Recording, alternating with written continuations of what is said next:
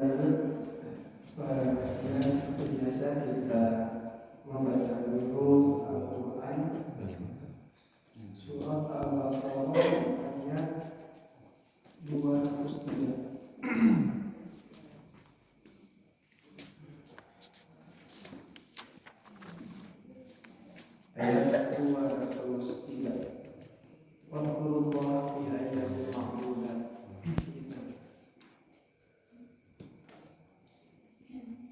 Al-Baqarah ayat 203.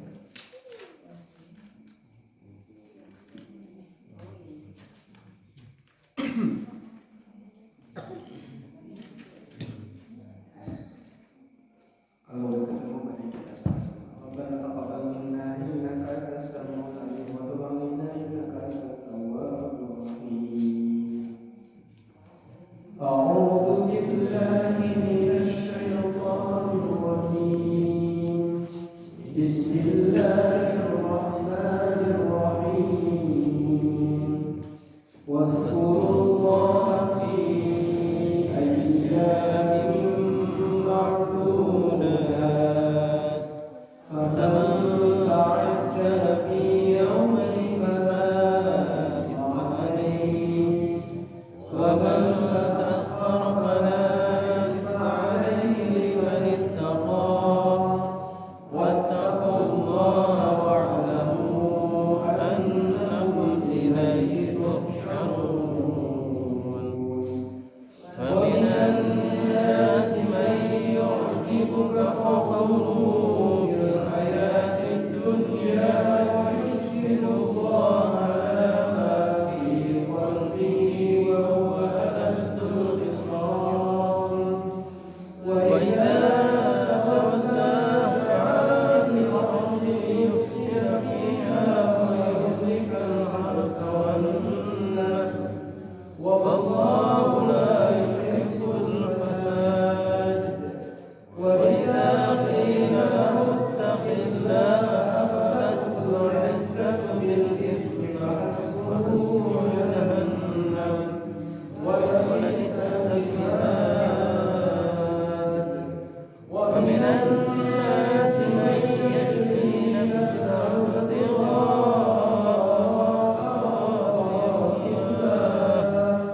wallahu ra'ufun bil 'ibad. Ya ayyuhalladzina amanu udkhulu fis silmi kaffah wa la tattabi'u khutuwatis syaitan innahu lakum aduwwun mubin. Fa in zalaltum min ba'di ma ja'akum bayyinatun fa'lamu anna Allaha 'azizun hakim. Hal yanzuruna illa an ya'tiyahumullahu fi dhulalin minal ghamami wal malaikatu qudiyal amr wa ila Allahi turja'ul umur. Shadaqallahul azim. Alhamdulillah, mudah-mudahan baca Al-Quran memberkahi, mengawali kehidupan kita di hari ini sampai hari selanjutnya. Amin ya rabbal alamin. Subhanallahirrahmanirrahim. Wassalamualaikum warahmatullahi wabarakatuh. Walhamdulillahirabbil alamin.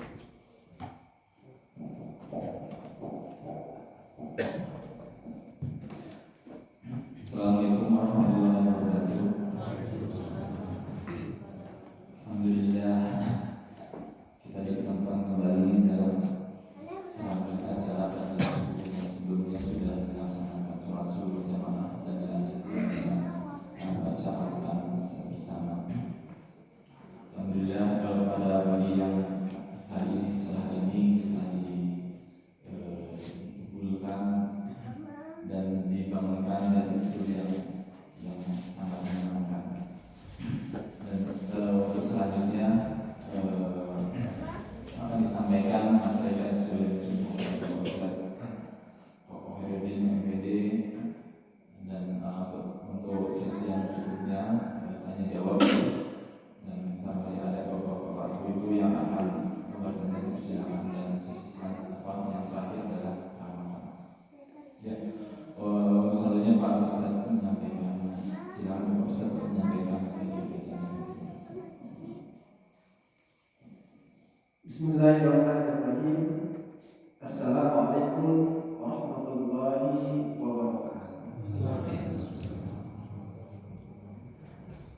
Alhamdulillahirabbil alamin. Wa bihi nasta'inu ala umuri dunya waddin wa ala alihi wa sahbihi ajma'in. Asyhadu an la ilaha illallah wal malikul haqqul mubin wa asyhadu anna Muhammadan abduhu wa rasuluhu shadiqul wa'dil amin. Allahumma shalli wa sallim ala nabiyyina karim sayyidina wa maulana Muhammadin wa ala alihi wa ashabihi ajma'in, amma ba'du. Hadirin jamaah rahimakumullah, alhamdulillah kita terasa di penghujung bulan Rajab. Kita dapat mengawali kembali kuliah subuh kita dengan hanca atau dari kajian kitab-kitab tulos, kitab-kitab yang telah biasa kita kaji pada minggu-minggu sebelumnya. Salawat serta salam semoga selamanya terlimpah curah pada baginda alam, baginda kita tercinta, yakni Habibana wa Nabiyana Nabi besar Muhammad sallallahu alaihi wasallam, pada keluarga, para sahabat, para tabi'in, hingga sampai kita semua mudah-mudahan telah dapat berkumpul di surga Allah Subhanahu wa taala. Hadirin yang rahimahullah, pengajian subuh bisa jadi nanti 3 kali lagi atau 4 kali lagi menjelang bulan suci Ramadan. Bulan suci Ramadan temanya, topiknya diganti, jadi tidak ada kuliah subuh. Sebab nanti bulan Ramadan setelah subuh tidak ada sarapan pagi ya Bapak Ibu. Nah maka nanti berhenti Ramadan itu. Hadirin jamaah rahimakumullah, melanjutkan bahasan kita. Di sini ada penyampaian berkaitan dengan lanjutan kalimat la ilaha illallah. Qala Nabi sallallahu alaihi wasallam, man qala la ilaha illallah mukhlishan lahul jannah. Qalu ya Rasulullah, fama ikhlasuhuma? Qala an tahjujakum an kulli ma haramallahu alaikum. Hadirin jamaah rahimakumullah,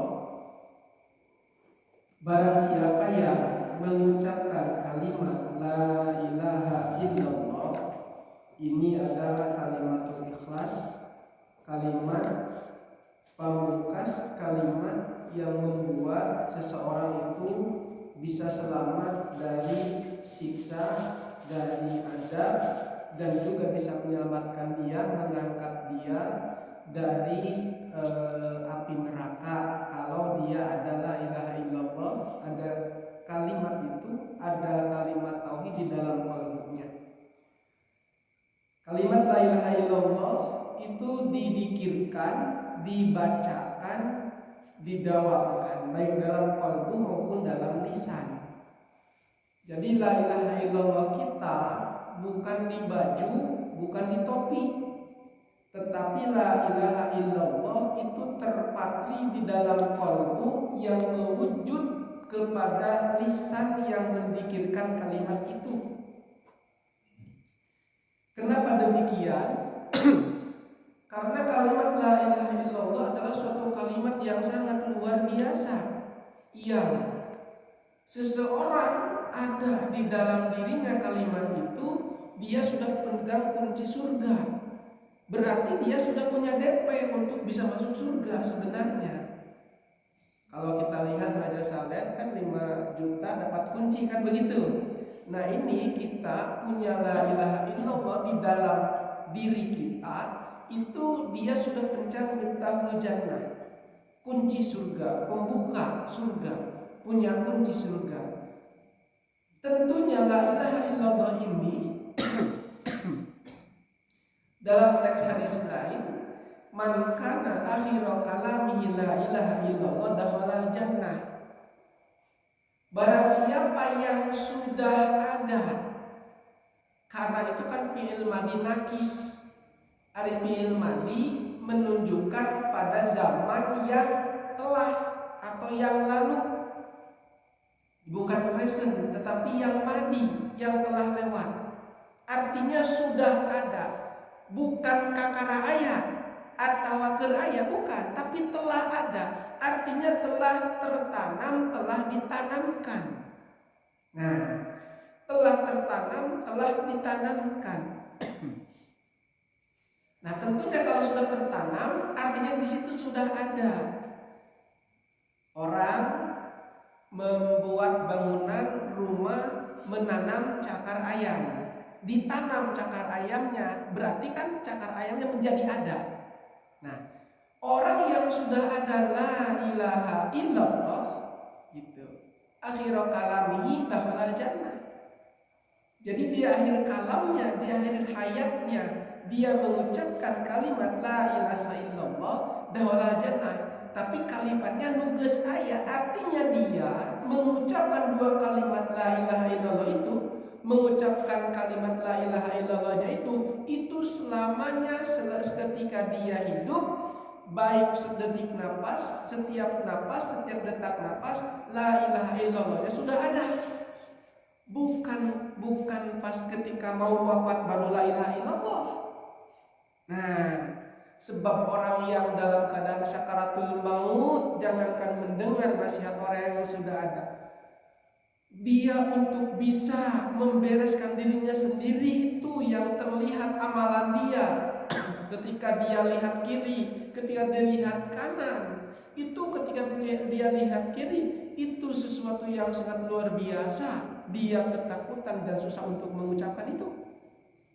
Kerhirup oge susah memikirkan itu, apalagi kalau dalam keadaan sakaratul maut.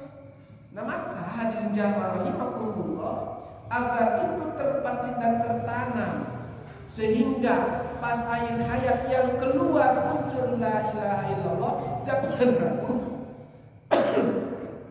untuk mengucapkan itu ba'da salat abdul fikri lam annahu la ilaha illallah.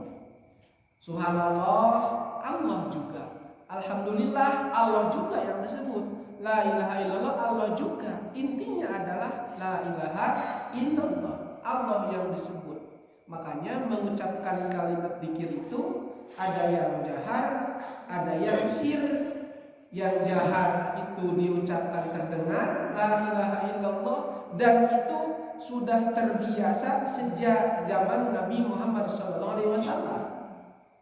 An-narab as-saud bidzikri kana fi Rasulillah sallallahu alaihi wasallam, bahwa mengeraskan si dzikir ketika ba'da salat hina yang nas ba'da kalimat tubah, ketika orang-orang sudah selesai dari salat yang 5 waktu, itu sudah ada sejak zaman Nabi Muhammad sallallahu alaihi wasallam. Jadi urusannya bukan dzikir keras-keras, bukan tidak keras, bukan. Karena itu faktor biasa dan tidak biasa saja. Faktornya ya faktor biasa dan bukan biasa saja. Misalkan seseorang untuk membacakan menjadi qori, ada kegiatan Isra Mi'raj baca qori nanti melempem we. Bismillahirrahmanirrahim. Isuk diundang di mono gitu. Mualnya, sok ibu maca, iya maca nonte, maca lagu Indonesia Raya, temakai sorak. Jadi carakan ke upacara maca lagu Indonesia Raya. Jadi keras tidak keras itu bukan permasalahan sunat tidak sunat, itu budaya saja. Sebab ternyata bahwa dzikir keras ba'da salat, mengucapkan dzikir itu ya sudah ada sejak zaman Nabi Muhammad SAW. Cuma itu mah, jangan sampai kan ketika dia tahu mengatakan bid'ah, tetapi yang dia tahu orang lain tidak tahu menyebutkan sunat, padahal enggak sunat misalnya. Nah itu yang paling bahaya. Nah, bahwa mengucapkan kalimat itu termasuk termasuk dakhwal jannah. Tos ayat kana fi hadi, supaya jadi terbiasa. Jadi kalau main bola terbiasa, itu olahraga terus, latihan terus, pas ketika waktunya menjelang ajal maut ya sudah biasa mengucapkan itu. Sudah aman lagi, sudah santai, sudah selesai begitu. Tetapi kalau dia tidak pernah latihan, tiba-tiba langsung main bola, wah kakara. Ayah jangan lompat, oh jangan najong. Ayah jangan najong, oh jangan lompat. Kenapa? Karena tidak biasa, tidak latihan. Maka mengucapkan la ilaha illallah itu dibiasakan, dilatihkan, diajarkan. Nah itu. Hadirin jamaah rahimakumullah, bahwa kalimat tersebut itu ya kalimatul ikhlas, sehingga seseorang yang mengucapkan kalimat itu oleh Allah Subhanahu wa taala, oleh Allah diharamkan baginya api neraka. Nah, sesuatu yang sangat luar biasa dengan itu. Nah, hadirin jamaah rahimakumullah, dengan zikir, dengan mengikhlaskan itu ternyata ada beberapa manfaat pada syarat selanjutnya dalam Ibnu Hajar Al-Asqalani. Yang pertama bahwa ada 7 perkara atau 7 macam yang membuat kita orang-orang beriman itu dapat diterangi atau dapat terang, dapat cahaya ketika seseorang ada di alam kubur. Di alam kubur atau di alam barzah. Seseorang yang hidup ketika di akhir hayatnya dia itu wafat, setelah wafat dia masuk pada alam kubur. Alam kubur adalah alam di mana setiap manusia yang wafat menunggu sampai nanti akhir kiamat, sampai nanti kiamat. Setelah terjadinya kiamat baru dibangunkan lagi di alam kubur. Jadi sekarang orang-orang yang sudah wafat itu ada pada satu alam, di mana alam itu disebut dengan alam kubur atau alam barzah. Alam barzah, kalau kita buka kitabnya Ibnu Qayyim Al-Jauziyah, di alam barzah itu alam pakberokan, alam menunggu, di mana manusia itu akan diputus oleh hakim. Nah, jadi orang yang mencuri ketangkap oleh warga, dibawa ke Kapolsek. Setelah dibawa ke Kapolsek, disimpan, dimasukkan ke dalam penjara sebelum ada putusan. Nah, setelah di penjara, nah baru nanti diputuskan. Nah, barzakh itu alam pakberokan, alam di mana seseorang mau diputus. Apakah dia itu masuk neraka, apakah dia itu masuk surga, bahagia, celaka. Itu alam barzakh. Semua orang itu ada di alam barzakh yang sudah wafat. Alam barzakh yang sudah wafat. Ada yang muna'amah dalam Ibnu Qayyim Al-Jauziyah, ada yang mu'adzabah. Ada yang nikmatan di alam kuburnya itu, nikmat. Kenapa? Karena banyak amalnya di dunia. Ada yang mu'adzabah, ada yang kena siksa, takut dan takut di alam kubur itu. Gelap dan gelap gulita, tidak ada penerang, tidak ada cahaya. Itu di alam kubur itu ada 2 dalam kitab Ibnu Qayyim Al-Jauziyah, ada yang muna'amah, ada yang mu'adzabah. Ada yang merasakan nikmat. Nah, orang yang merasakan nikmat termasuk orang yang mati syahid. Orang yang mati syahid, orang yang mati di jalan Allah Subhanahu wa taala.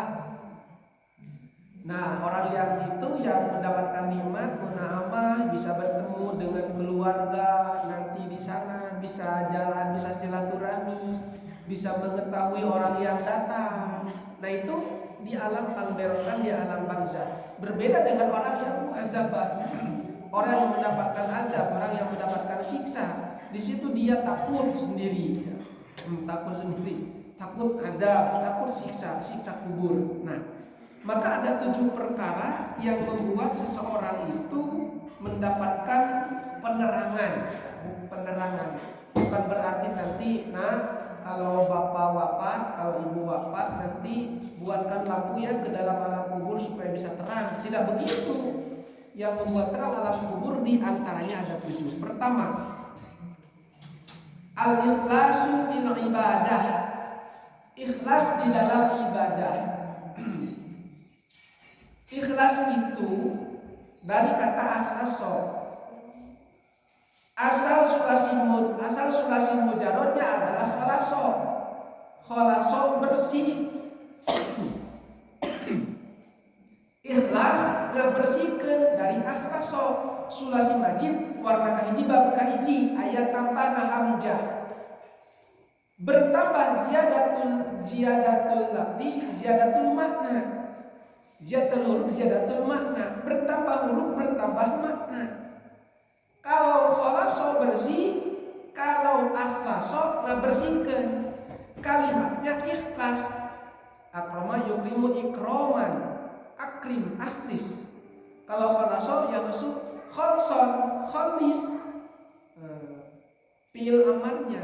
Nah, kalau ikhlas itu akhlaso. Khalaso bersih, ikhlas ngabersihkeun. Nah, yang pertama adalah al-ikhlas bil ibadah. Ngabersihkeun, ngosongkeun sesuatu dari yang lainnya di dalam beribadah. Itu ikhlas. Jadi ngabersihkeun, jadi ikhlas itu seseorang susah bangun untuk sholat subuh, tetapi dia maksakan untuk bisa bangun sholat subuh, berarti dia geus ngabersihkeun dirina tina hoream. Itu ikhlas namanya. Kalau khalaso bersih, sulasi mujarrad, ikhlas ngabersihkeun karena ada hamzahnya. Sulasi majid di dalam ilmu shorof. Nah, jadi ikhlas di dalam beribadah adalah berusaha, berupaya ngosongkeun dari hoream daek sholat subuh berjamaah. Itu ikhlas bil ibadah.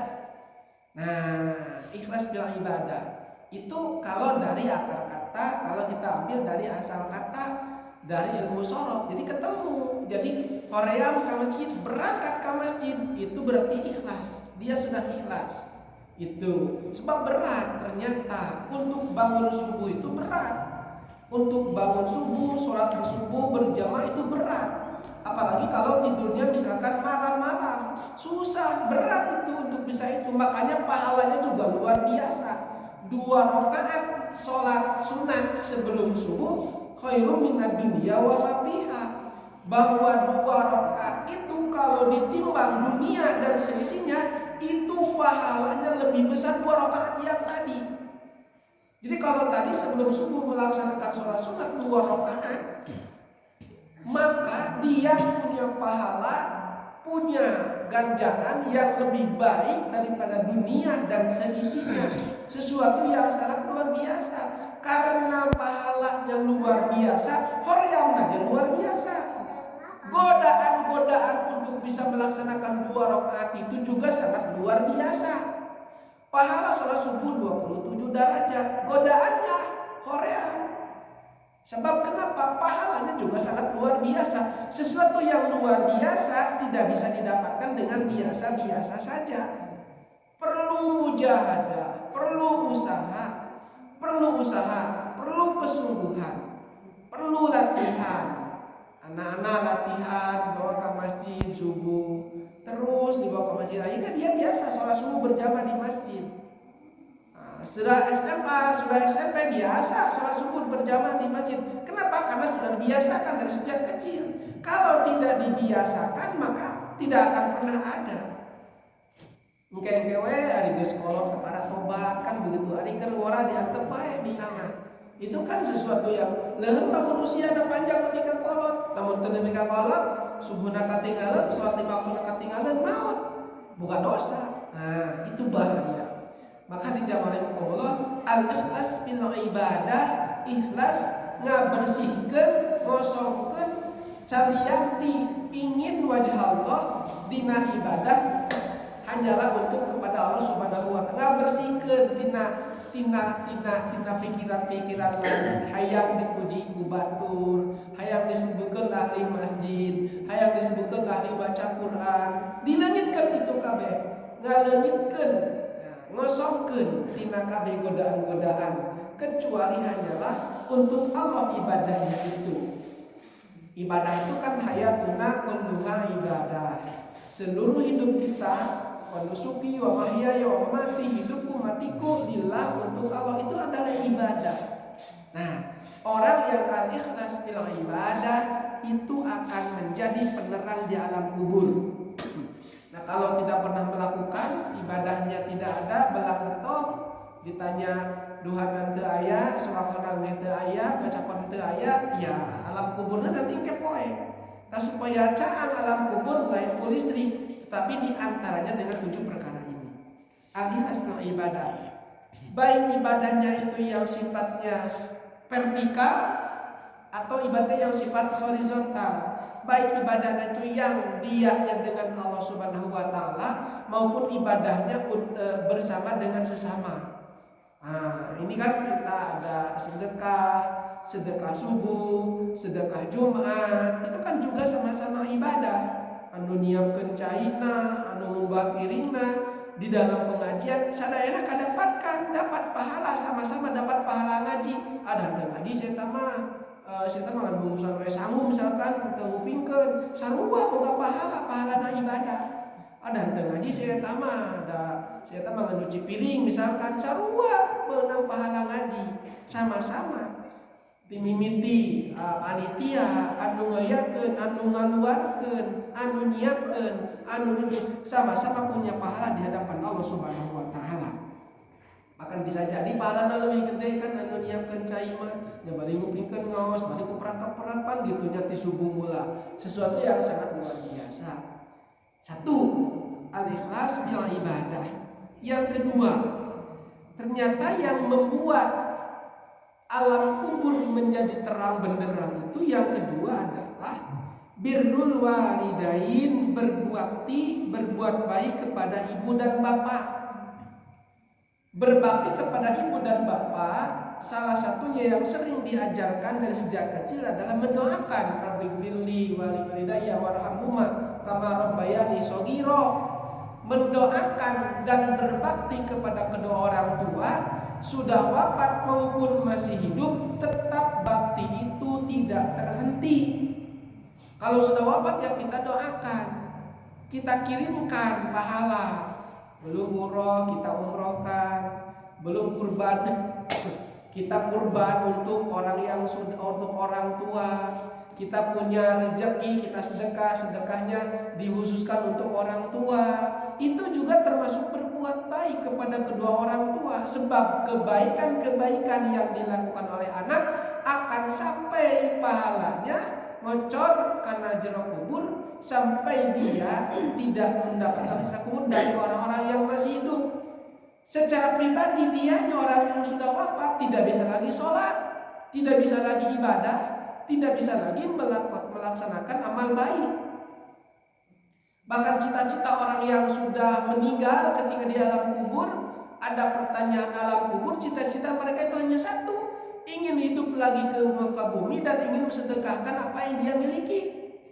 Sebab ada kisah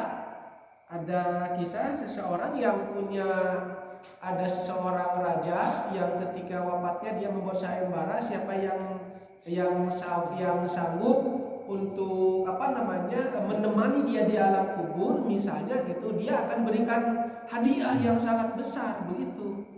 Dalam satu cerita itu seorang raja itu yang meninggal, kemudian ketika di sayembara itu ya ada orang yang miskin yang dia hanya punya kampak saja, dia yang menunggu di situ. Nah kemudian ketika hari pertama itu pertanyaannya itu kan yang ditanyakan adalah kampakmu dari mana. Nah terus itu yang kedua dipakai apa? Itu tentang baru hanya kampak saja. Beberapa sampai 7 hari ditanya masih tentang urusan kampak. Maka dia orang yang miskin itu dia akhirnya dia bertobat, akhirnya dia masuk Islam, dia melaksanakan ibadah. Jadi ternyata baru satu saja pertanyaannya yang sangat luar biasa banyak. Bagaimana dengan nikmat sehat kita? Nikmat mata, nikmat kaki, nikmat tangan yang tidak dijalankan di jalan Allah Subhanahu wa taala. Sedang sangat luar biasa itu. Pertanyaannya satu saja sudah banyak. Dan juga tidak termasuk orang yang punya harta tapi dia berjamaah, dia ahli sedekah, itu tidak termasuk orang yang hubud dunia. Sanajan punya tongkat, dia hanya punya tongkat satu-satunya, tetapi ketika sholat dia itu hanya ingat pada tongkat atau hanya ingat karena sendal jepit, itu termasuk hubud dunia. Punya mobil banyak, ketika sholat dia tidak ada mobil di dalam sholat. punya harta banyak, tidak ada harta yang dia miliki dibawa ketika dia sholat. Ketika sholat dia hanya diam dengan Allah Subhanahu wa Ta'ala, bahkan memperhatikan sholatnya, itu tidak termasuk hubud dunya. Hati-hati berkaitan dengan itu. Kalaupun hanya punya tongkat saja, punya sendal capit buntut saja, misalkan ketika sholat ingat si leungit teh dina hate teh eta sendal capit teh keur sholat teh, itu termasuk hubud dunya. Nah, maka hadirin jamaah rahimakumullah harus bisa membedakan itu. Birrul walidain, membuat baik kepada kedua orang tua yang masih ada, yang sudah tidak ada, itu termasuk bagian yang akan mendapatkan atau pahala yang akan mendapatkan kita penerangan di alam kubur. Kemudian yang ketiga adalah silaturahmi. Silaturahmi itu menyambung silaturahmi, bahkan orang yang memutuskan silaturahmi itu dia haram untuk masuk surganya Allah Subhanahu wa Ta'ala. Nah, menyambung silaturahmi itu membuat orang bertambah rezeki, bertambah saudara, bertambah teman, bertambah penghasilan. Sebab bisa terbayang orang datang Ramadan bersambung silaturahmi, ketemu, kamu kerja di mana? Oh iya, kebetulan di saya butuh pekerja, misalkan, akhirnya dapat rezeki dari silaturahmi. Menyambung silaturahmi. Termasuk juga rumah yang banyak dikunjungi oleh tamu itu membawa berkah sebenarnya. Termasuk berkunjung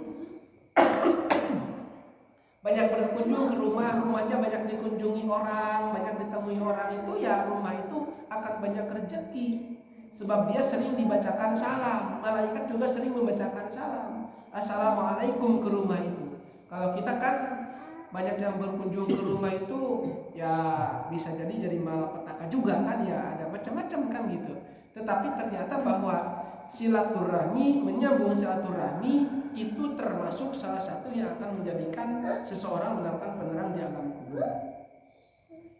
Kemudian yang keempat, ala yudiya umrohu fil maksiyat, tidak menyia-nyiakan usia di dalam kemaksiatan. Ari maksiat itu adalah sesuatu yang membuat dia itu dosa. Menyia-nyiakan umur pada perkara-perkara yang tidak bermanfaat juga itu dosa. Nah, Allah yudiya umrohu fil maksiat. Nah, dia memperbanyak taat, berarti orang yang memperbanyak maksiat, kalbunya dibiarkan lupa goplah dengan Allah. Pekerjaan-pekerjaannya selalu mengajak pada pekerjaan yang membuat goplah atau lupa dengan Allah Subhanahu wa Ta'ala, itu juga adalah maksiat.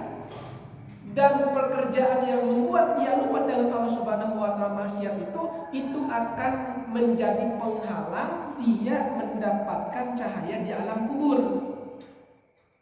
Bisa terbayangkan, bisa kita rasakan kalau baca Quran 20 menit saja begitu terasa lama. Tapi nonton sinetron berjam-jam itu tidak terasa. Itu bisa jadi bahwa hati kita itu ya lebih senang pada itu, pada menyia-nyiakan usia, pada menyia-nyiakan waktu.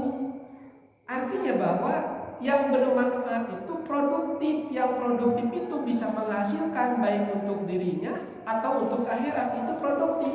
Baca Quran daripada membuat yang lain atau pakai di kerja atau mengerjakan sesuatu yang lain yang bermanfaat, itu produktif. Nah, kalau tidak produktif itu tidak bermanfaat, tidak menghasilkan untuk dirinya apalagi juga untuk orang lain.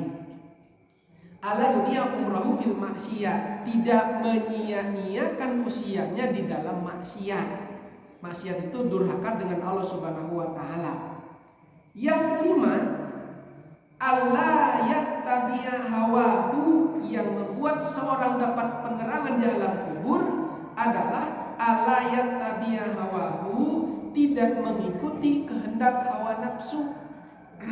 Ya, tidak mengikuti kehendak hawa nafsu. Dan cek nafsu mah gitu kan, cek nafsu imam ngagukan karena nafsu, cek nafsu mah males kan begitu ngaji teh, tapi dia bangun untuk ngaji. Nah, itu berarti dia tidak mengikuti hawa nafsu. Dan cek nafsu mah hayang teh sapepenting teh ulin we jeung ulin dugem jeung dugem misalnya, cek nafsu. Tetapi di situ ingat teh subuh teh aya perintah Allah kudu salat. direm. Aduh, lamun teu eureun ya bakal moal bisa salat subuh, moal bisa ibadah eureun. Nah, itu tidak mengikuti hawa nafsu. Artinya dia mampu mengerem, mampu mengontrol dirinya, mana yang harus dilakukan, mana yang tidak harus dilakukan. Kumaha coba lamun keur maksiat. Orang-orang kan banyak, apalagi malam minggu, malam yang panjang. Banyak datang ke tempat-tempat hiburan, katanya untuk refreshing, untuk mendapatkan ketenangan. Sebenarnya refreshing dan ketenangan itu tidak akan hadir, tidak akan datang di situ. Tidak akan datang di tempat itu. Tetapi justru akan datang ketika seseorang bangun pada waktu malam, dia menundukkan kepalanya, dia ambil air wudhu, dia sholat, dia zikir, dia tobat, dia baca Quran, maka ketenangan itu akan didapat. Itu pasti. Coba saja, bukan coba saja. Ibu bangun pada waktu malam, terus setelah waktu bangun pada waktu malam, kemudian hatamkan Al-Quran, lakukan itu terus menerus kontinu selama 1 bulan, pasti akan ada rasanya, akan ada ketenangan. Nah, bisa itu 1 bulan 1 kali khotam, 3 kali, 4 kali sampai 5 kali khotam, itu akan terasa sesuatu energi yang sangat besar. Apapun masalahnya, karena kita sudah dawam itu akan terasa ringan. Itu akan menjadi ketenangan. Itu akan tenang. Dilaksanakan saja coba. Jadi dilaksanakan saja kalau itu. Jadi untuk mendapatkan ketenangan itu ya perlu istiqomah, perlu dawam, baca Quran istiqomah terus menerus. Itu juga bisa ketenangan.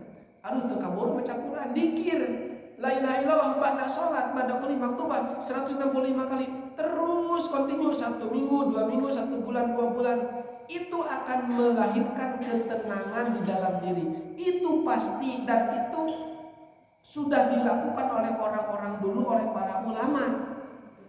Atau juga ibu dawam, bapak ibu dawam, saum Senin, Kamis, Ayamul Bid, itu juga akan menghadirkan ketenangan. Atau bapak ibu juga selalu bersedekah dengan kontinu dan tepat waktu. Setiap dapat uang 2,5%, setiap dapat uang 2,5%, untuk Allah dulu, untuk Allah dulu, untuk Allah dulu, baru sisanya untuk kita. Itu akan menghadirkan ketenangan. Tapi syarat istiqomah yang melahirkan ketenangan dalam kalbu, ketenangan dalam jiwa, keistiqomahannya itu. Jadi tenang, aman gak gusti nyangakan, balik ke gusti kumaha oge. Hak ka gusti atos dilaksanakan, ibadah atos dilaksanakan, ku Allah bakal dipaparin ketenangan. Layak tapi hawahu, mengikuti keinginan hawa nafsu tidak akan menghadirkan ketenangan. Senang pada waktu itu, tapi setelah itu bingung lagi, capek lagi. Senang pada waktu itu, setelah itu bingung lagi, capek lagi. Masalah dan masalah. Tidak ada masalah, datang lagi masalah, datang lagi masalah. Sebab kenapa? Tidak ada keistiqomahan. Mengikuti hawa nafsu itu membuat seseorang tidak akan mendapatkan cahaya dalam kubur. Kemudian yang keenam, Allah ayaztahida fit ta'at, bersungguh-sungguh di dalam ta'at. Bersungguh-sungguh di dalam ta'at, di dalam ibadah. Tidak ada jaminan seseorang akan mampu melaksanakan sholat berjamaah 5 waktu di masjid. Tidak ada jaminan. Tidak ada jaminan seseorang mampu bersedekah selalu dengan istiqomah. Tidak ada jaminan. Tidak ada jaminan seseorang untuk bisa baca Quran dengan istiqomah setiap hari 1 juz. Tidak ada jaminan. Yang sudah dijamin itu jelas-jelas dijamin itu adalah rezeki. Nah, seseorang yang justru malah sebaliknya bersungguh-sungguh pada sesuatu yang sudah dijaminkan Allah, tetapi tidak bersungguh-sungguh pada sesuatu yang tidak dijamin oleh Allah, itu termasuk ciri orang yang hatinya masih maut, masih gelap, kalbunya masih mati. Nah, tidak ada jaminan ayat fit ta'at, sungguh-sungguh di dalam ta'at. Sungguh-sungguh ya Allah, yang istiqomah baca Quran, dia sungguh-sungguh dijaga waktunya untuk itu. Itu pasti akan mendapatkan penerang nanti di alam kubur. Sebab Allah tidak menjamin seseorang kita mampu sholat berjamaah. Enggak ada jaminan Bapak Ibu bahwa kita bisa sholat berjamaah, enggak. Tapi kalau rezeki dijamin oleh Allah. Setiap makhluk hidup dijamin rezekinya oleh Allah. Hanya proses menjemputnya saja, hanya proses mengambil rezeki itu ya ada yang beda-beda. Ada yang ke kulon, ada yang ke kanan, ada yang ke wetan. Itu ada yang di rumah saja. Itu beda-beda proses cara menjemput rezekinya. Nah, sungguh-sungguh di dalam taat itu adalah ciri orang yang akan mendapatkan cahaya di alam kubur. Nah, nggak ada jaminan kita bangun subuh gitu kan. Tapi kalau kita sungguh-sungguh untuk bisa bangun subuh, itu tentu akan direncanakan bagaimana agar subuh bisa bangun. Agar bisa sungguh-sungguh, agar bisa istiqomah di dalam membaca Al-Quran, tentu akan direncanakan bagaimana agar pada setiap jam tersebut bisa baca Quran. Ayastahida fit ta'at, ciri orang itu akan mendapatkan cahaya, akan mendapatkan penerang nanti dalam kubur. Satu lagi yang ketujuh, ayyum siro dikrillah, memperbanyak zikir kepada Allah. 7 adalah memperbanyak zikir kepada Allah. Zikir lisan, zikir qalbu, bahkan setiap perbuatan taat itu adalah bentuk zikirnya hamba kepada Allah Subhanahu wa taala.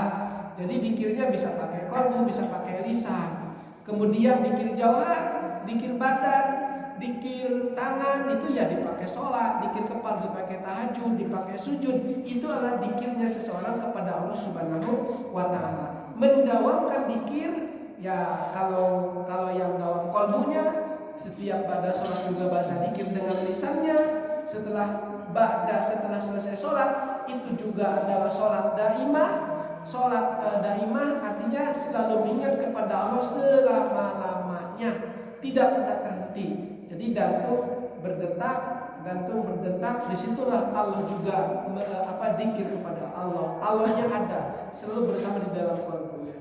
Hadirin jamaah rahimakumullah, maka tadi memperbanyak zikir, ikhlas dalam beribadah, kemudian berbuat baik pada orang tua, kemudian silaturahmi, kemudian tidak menyia-nyiakan umur dalam maksiat, tidak mengikuti hawa nafsu, bersungguh-sungguh dalam taat, dan memperbanyak zikir kepada Allah Subhanahu wa taala. Itu adalah salah satu yang dapat menjadi penerang kita nanti di alam kubur. Sekian yang disampaikan, mudah-mudahan bermanfaat. Assalamualaikum warahmatullahi wabarakatuh.